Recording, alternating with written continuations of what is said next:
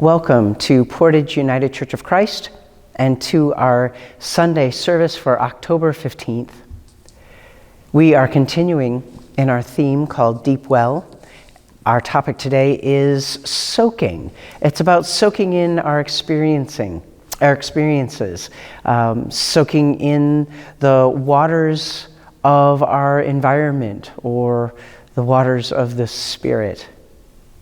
I'm Pastor Mac Kneebone, and on behalf of myself and Pastor Mary Kay, we're glad that you have chosen to worship with us here virtually. You're welcome to come to our building anytime. If you live close by or are vacationing this way, we'd love to meet you. Even if you're just checking us out virtually to see if we're a good fit for you, we're glad that you've joined us. Let's take a moment to take a breath and find ourselves in this moment as we co-create this special time together. How is it with your body? How are you doing physically? How are you doing in your thoughts intellectually? How are you emotionally in your heart? And how are you doing spiritually? And know that whatever the answers are to those questions, you can bring your full self to this space, all of who you are, with all of the struggles and with all of the joys. Because whoever you are and wherever you are welcome here with us, co-creating this special, sacred, and holy moment. Welcome to PUCC.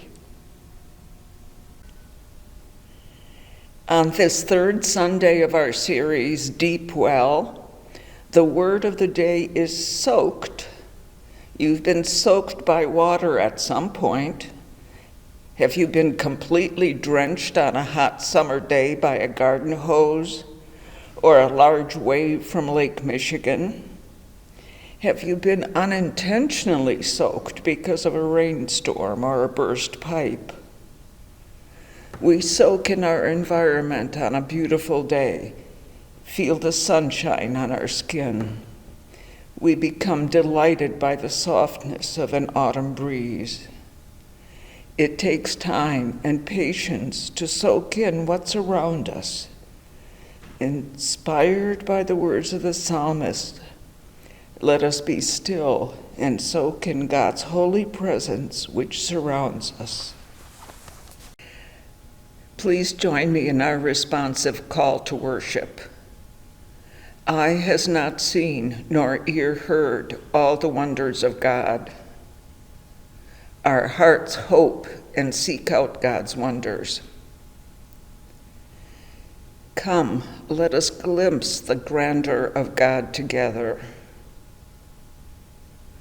Our strength is renewed in the presence of love. Splendor and abundant life flow to us and from us. This is our river of life. We sing and praise your beauty. We open our souls to wonder.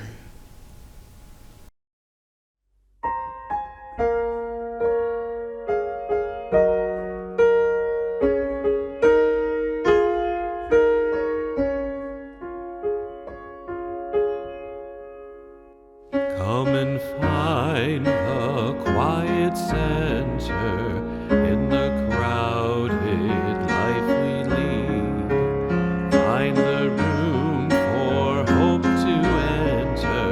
Find the frame where we are freed. Clear the chaos and the clutter. Clear our eyes that we can see all the things that really matter. Be at peace and simply be. Silence is a friend who claims us, cools the heat and slows the pace. God it is who speaks and names us, knows our being, touches base, making space within our thinking, lifting shade raising courage when we're shrinking, finding scope for faith begun.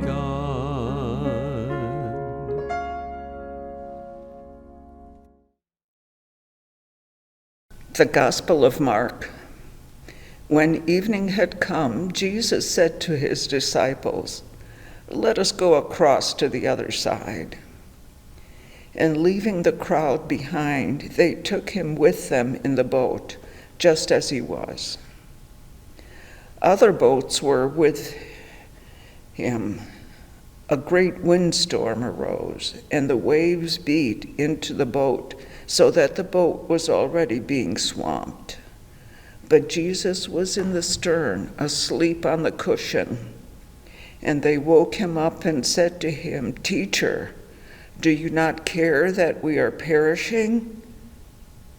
He woke up and rebuked the wind and said to the sea, "Peace, be still."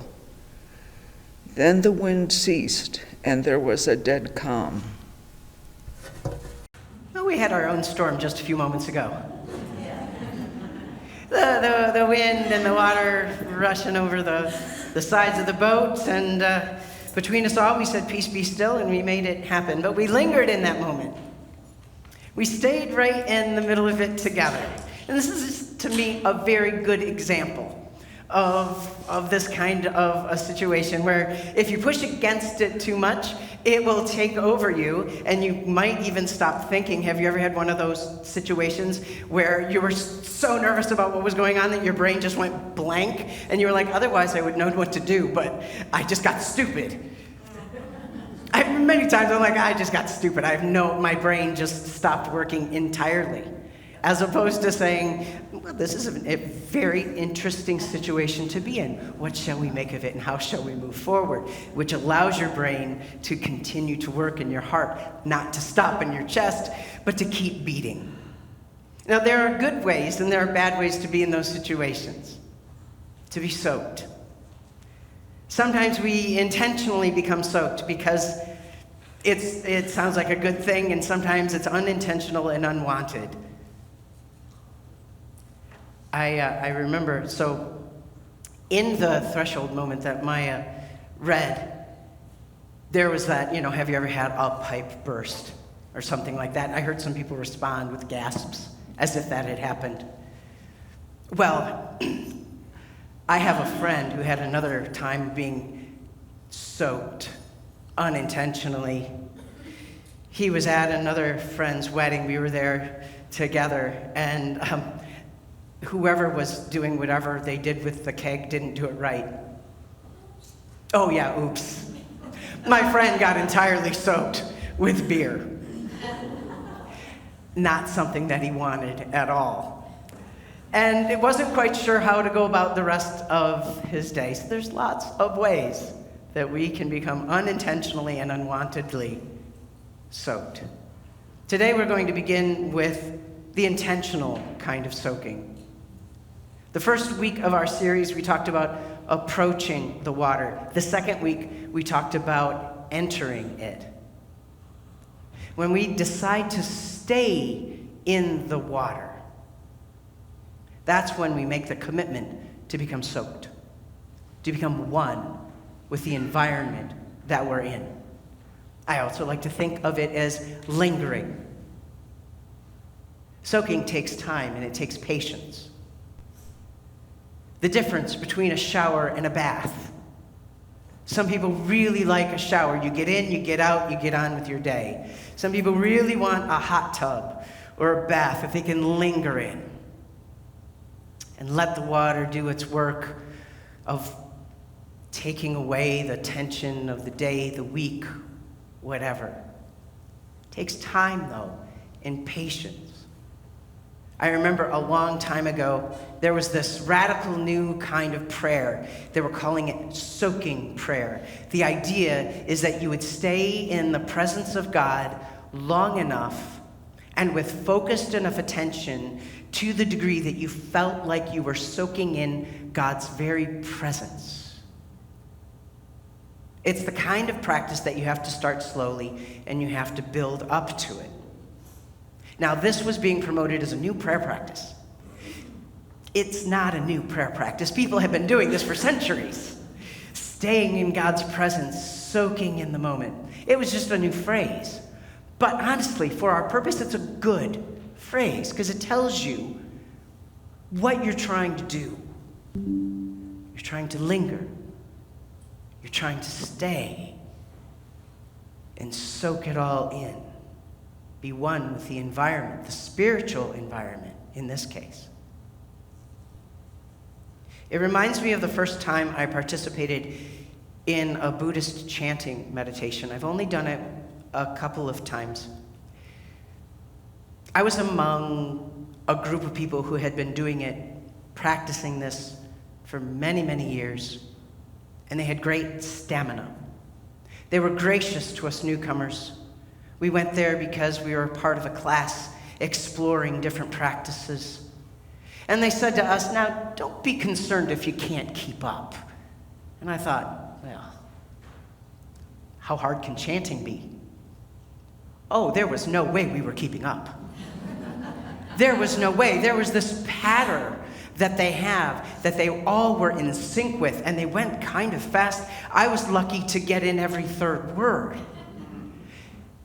It was phenomenal to be a part of that, to have that experience. Even though we couldn't keep up, we soaked in it. We didn't get up and leave and say, well, I don't know how to do this, so I'm leaving.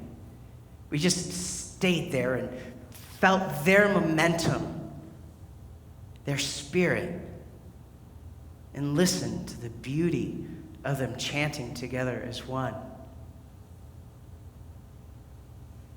Another example of soaking in spiritual water was at our forest walk. We lingered in the beauty and the grandeur of God's creation, in God's presence, while being in each other's presence.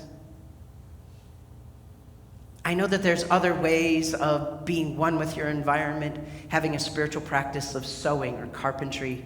Really, any activity can be a spiritual practice when done for that purpose.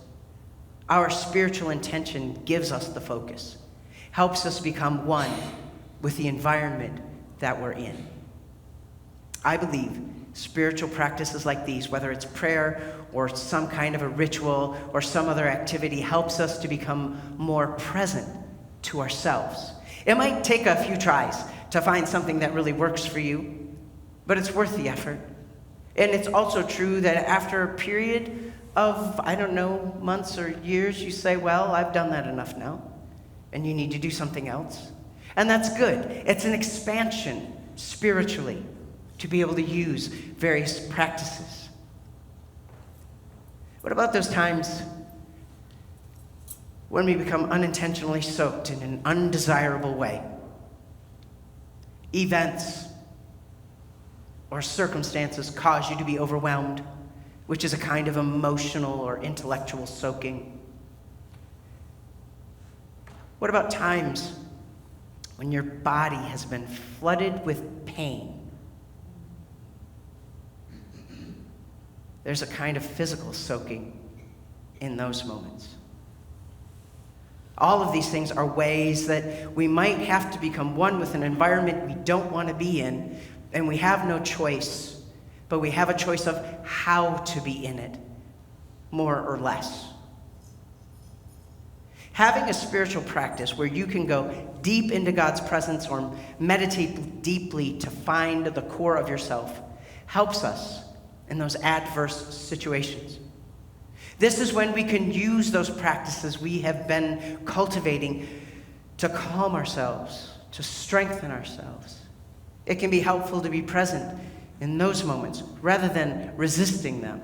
I remember as a kid, now I don't know why, but my father thought it was important to teach my brother and I that when you fall or are, not just regular fall, but are propelled, something is that you relax in the middle of it. Was anybody else taught that? You're supposed to relax, let everything just kind of go limp so that you don't break a bone. Because when you tense up, you're more apt to really, really hurt yourself? This came in handy for me because I like to do stupid things on my bicycle. Yeah, and I was once on our dirt road in the country, and I was going as fast as I could, going really, really fast, pedaling as fast as I could, and I thought, I wonder what'll happen if I let go of the handlebars and I put on the brakes.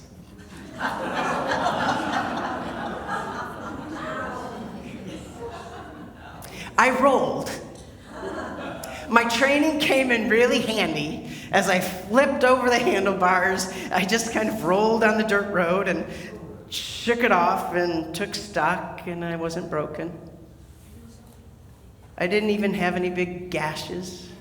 I was so very, very lucky.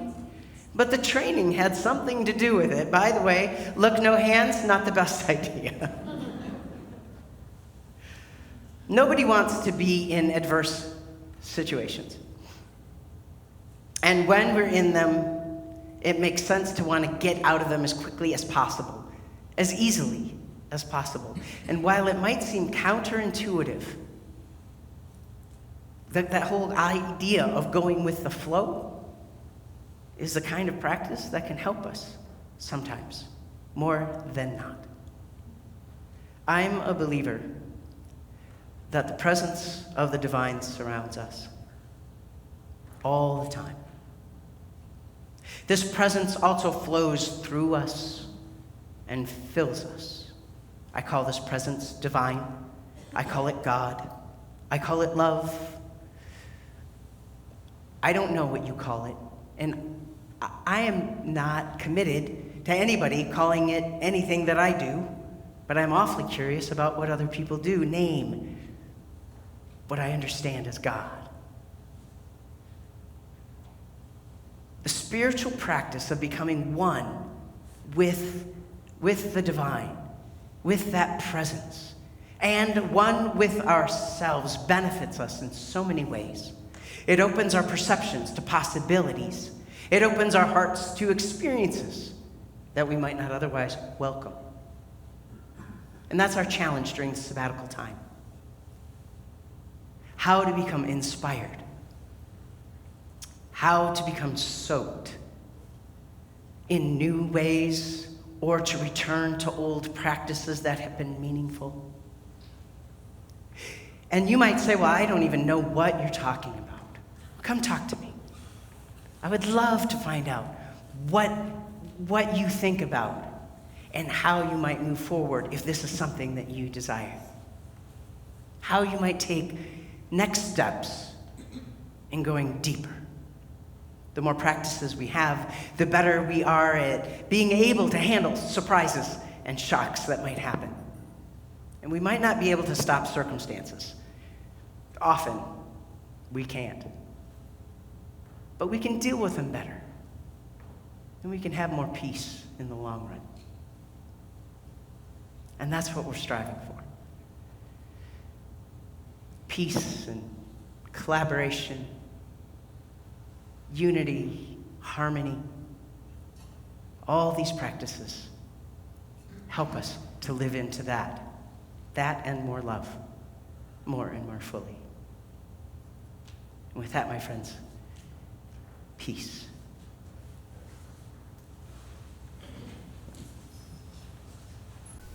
Please join your hearts with mine in prayer. Holy mystery, you are bountiful in your love toward us and all creation. Help us to relax in your presence, confident in your mercy and goodwill toward us. Holy love, we take this time to enter into your presence. We fully receive who you are, full of mystery and beyond our understanding. We also accept and embrace that each of us is full of mystery. Often we are beyond our own understanding. We enter into our own lives and join our lives with each other, knowing that you have created us intricately. We know that there are troubles in life. Hardship is unexpected. Grief can be unrelenting. Suffering is unexplainable. As we linger in this liminal space and time, we don't discount these truths. We strengthen and comfort our own spirits and each other, remembering that life is also full of unexpected joy and creation is constantly renewed around us. As we ebb and flow through all that life has to offer, help us to hear you approach us in love, mercy, and hope. Give us the courage and strength to meet you on our journey. Finally, show us how to appreciate each other, be still in each other's presence, and find peace in our mutual companionship. Amen. And now it's time to go from this moment to whatever it is that you have next. We're glad that you have joined us today. We hope that you have taken this time to soak in whatever is sacred and holy to you, to soak in the environment that you are in, to be fully intentional in lingering in this time and in this space. And I also hope and pray that you have time during the week to intentionally linger in something that is life-giving for you, in something that helps you to be in touch more fully with your own self, to be in touch with the divine, our holy presence, our holy love, who is all around us, who flows through us, who connects us, and who fills us. So now, my friends, go forth with the blessing of the power of being intentional in your lingering, in your environment, and in your moments, finding those sacred times and soaking in those waters. And go forth in peace and as peacemakers. Go forth into the world in peace. Be of good courage. Hold fast to what is good. Render to no one evil for evil. Strengthen the faint-hearted. Support the weak. Help the afflicted. Honor all people. Love and serve our God, rejoicing in the power of the Holy Spirit.